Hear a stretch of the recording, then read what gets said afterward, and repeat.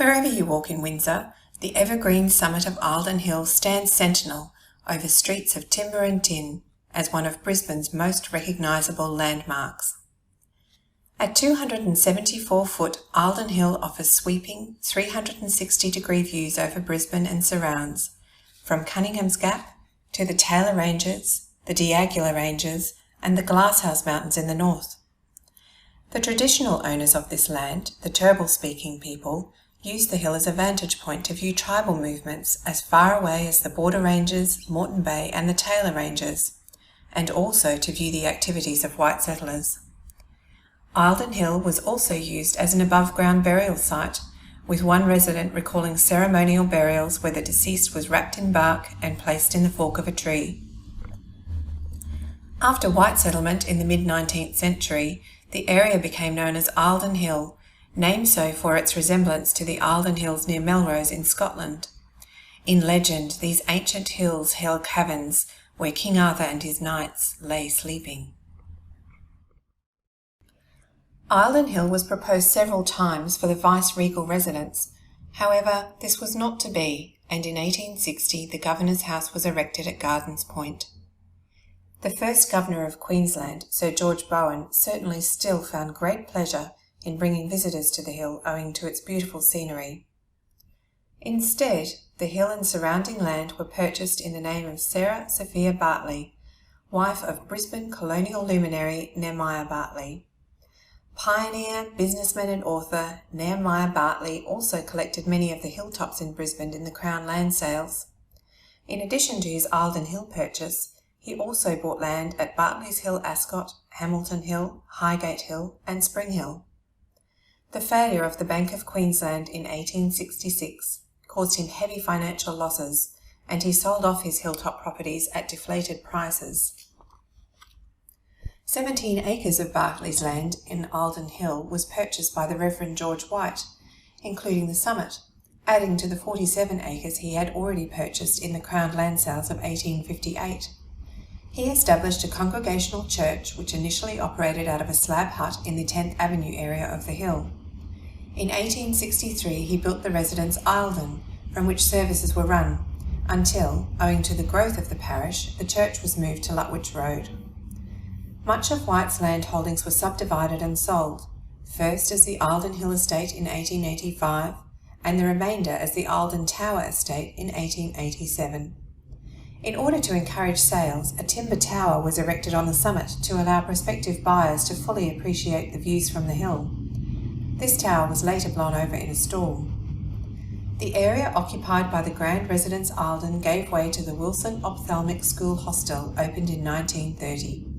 The hostel allowed for country children with eye disease, especially blight, to have their condition treated whilst they continued their schooling. Later, this became the site of the Sir Leslie Wilson Youth Detention Centre, which was ultimately closed in 2001. Originally, the twin peaks of Eildon Hill were bald, with no vegetation able to grow on the rocky crust at the summit. However, the blasting during the construction of the reservoir carried the subsoil to the surface, allowing trees to take root. The construction of the reservoir left a huge brown sear on the landscape, and heavy rains caused erosion problems on the hill. Indeed, in the late 30s there was a small landslide which necessitated the closure of Constitution Road. The Brisbane City Council had planted bougainvillea and hibiscus to try and beautify the Eildon Hill nature spot, but these were torn out by vandals. Seedlings of jacaranda, poinciana, silky oak, yellow flowering coreopsis and pines were planted to try and stabilise the soil. Lantana flourished at the foot of the hill. This now creates the bushland retreat locals enjoy today, and although it is filled with species not indigenous to the local area, the plants are local to the Brisbane region and attract birdlife and other native fauna. With the construction of Bowen Bridge in 1860 and the railway line opening in 1899, the population of Windsor was steadily growing. In 1904, Windsor was declared a town. This increasing population meant that water supply was insufficient to meet household demands, especially in the summer months. After the Metropolitan Water and Sewerage Board purchased the land at the summit to serve possible future requirements as a water storage basin, there was some public debate over whether Eildon Hill should be utilised for a water reservoir or preserved as a scenic beauty spot. The funds required to build a reservoir were also substantial.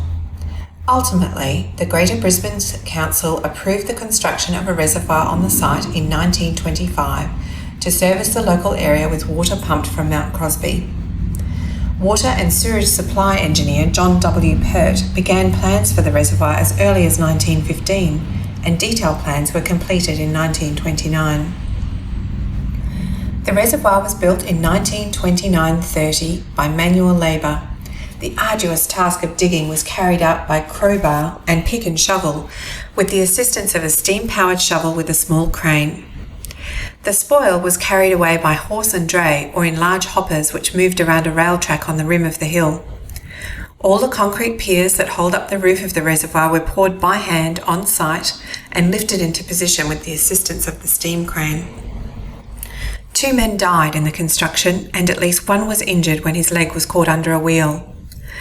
Horses and drays were said to have capsized over the edge on a few occasions. The cost of construction was £46,000, which was a substantial sum in those days. However, this major infrastructure project for the city provided much needed work at the start of the Depression, with the construction contractor giving assurances to the council that all workers had been drawn from Brisbane and not brought in from other areas. The reservoir holds 22 million litres of water. It is 94.35 metres long, 47.24 metres wide and 6.7 metres deep. The original plans proposed that the roof would feature a lawn, bandstand and kiosk. However, unfortunately, none of these came to fruition. The council did build a motor road up to the top, which went around the reservoir at the summit to provide sightseers with a panoramic view of the city and surrounds. On Friday, the 5th of September 1930, Mayor William Jolly officially opened the reservoir at a public ceremony by turning on the tap to the surrounding suburbs. 2010 saw changes to the way in which water supply was managed in southeast Queensland, and the reservoir is now controlled by Queensland Urban Utilities. The surrounding bushland is still managed by the Brisbane City Council. Nowadays, the hill is a popular spot for locals to exercise, walk their dogs and relax to enjoy the sweeping views. Children still find their fun riding bikes on the flat bitumen rooftop of the reservoir. The phrase coined by one local in the 1930s still holds true today. Eildon Hill, between the suburbs and the sublime.